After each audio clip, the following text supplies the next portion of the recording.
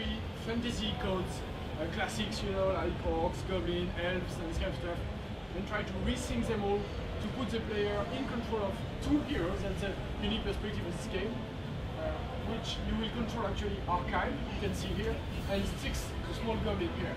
So these are your 2 heroes, and every aspect of the game are treated throughout these 2 heroes. So dialogue, combat system, exploration, you can do everything with your 2 heroes.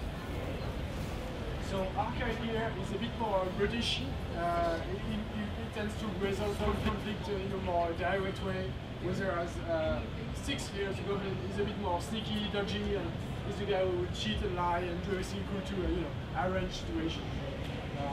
So this is a dialogue system, which is kind of mix between cinematics of dialogues. So that's what point in the game you get dialogues. It's an RPG, obviously there will be dialogues, and you get to choose which kind of answer you want to give. And answers obviously will have the story branches. So depending on the choices you make in dialogue, you will have consequences and story branches. But the interesting part is that you are actually the one choosing if you want to let the goblin or the orc answer. And since they all have their own style, the game will actually evolve in different directions depending on who is answering the question. And this is a very important aspect of the game, because since our heroes already exist in this universe, they already have friends, they already have families, they already have people they know.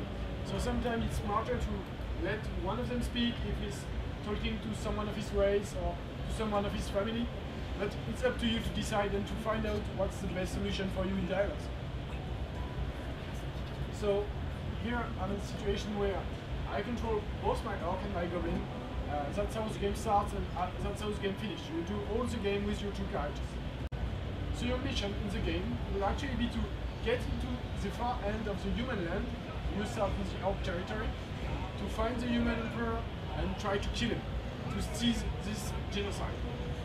Like I said, it's kind of dark, dreamish and mature backstory you're going to live through. So here I'm in control of my goblin, and this is a good opportunity for me to show you his special abilities. So while I'm playing with my goblin, I can actually choose to press every button to get in a stealth mode, like I'm doing right now, and be able to kill my enemies from behind, which is something very powerful, because it prevents you from having a fight and it's very discreet. But still you need to be very careful, because, for example here, if I decide to try to kill this guy, and I'm not being careful, and this guy spots me, then it will engage the fight right away. Obviously my orc should come in support to back me up. He's coming, because my goblin is not very strong alone against a human. So in combat you can actually choose from one character to the other and switch as will, and you can sometimes slow the game to be able to issue abilities, to give your characters new orders and launch ability in combat. For example, this one to stun your opponent. Okay, he died already, but that was the idea. I'll show you more right after. So we really try to focus and think through every aspect of the game to have this kind of combination between your orc and your goblin. Here we have created a combination that allows your big orc here to take out enemies that are at distance, or that are isolated, like enemies that are on balcony or archers, with your goblin, by asking your orc to grab your goblin and sending him away, like I'm doing it right now. So you see, you can send your goblin directly behind enemy lines and directly get into the fight with your orc and attack your enemies. So for example, I'm going to focus on this guy with my orc, and I'm going to try to kill very quickly this guy with my goblin here. Okay, I'm going to send a bit more abilities to try to kill him a bit more quickly. Okay, here we are, good. Okay. Now, okay, so this guy is coming to my goblin, so I'm going to stay in a melee attacks. So I will attack him with melee. Each character have different stances. Sorry, I have 2 different stances. So for the goblin, it's range attack and melee attacks. So since this guy is coming to me, I'm going to switch to melee attack and attack him with special ability. With my orc, I have also 2 different stances. Defensive, which is good for taking damage, which is cool when I have 2 enemies attacking me, and offensive, which is good when I want to finish someone quickly, or if I'm engaged in a 1-to-1 fight. here, since I have two opponents, I'm going to stay in defensive and use some more ability. Okay, let's see how my goblin is doing. Okay, it's doing good. I'm going to launch a bit more special ability here. Sorry, I'm going to launch this one, and then get back to my home. Okay. So everything is doing good. I'm just taking care of my goblin behind. I'm making sure.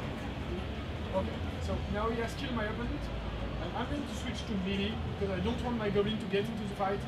I stay melee in a range, sorry. Okay, there we are. And so he will throw daggers from distance, and that will prevent him from getting into the fight. Okay, I have only one opponent left, so now I'm going to switch to offensive mode with my orc and try to finish him very quickly. Here we are. Okay. So as you can see, even though the combat looks like very action-oriented, there's actually lots of strategy and tactics to use in combat. Here I've just gained a new level through experience I've earned while playing the game. So I'm now able to customize my character. So I got each character has 4 characteristics, and each character has their own character sheet. So I can improve my character. For example, improve stamina for my orc, and I don't know, strength or agility for my goblin. You can also customize weapon and armor throughout loot you can find on the ground or buying to merchants. We've got 5 different chapters which are divided in several different locations, with also several different secondary quests you are actually free to choose to do or not. So the game is roughly 20 hours long. It can range up to 30 hours if you play every secondary quest and do the whole side quest. But it's between 20 and 30 hours long.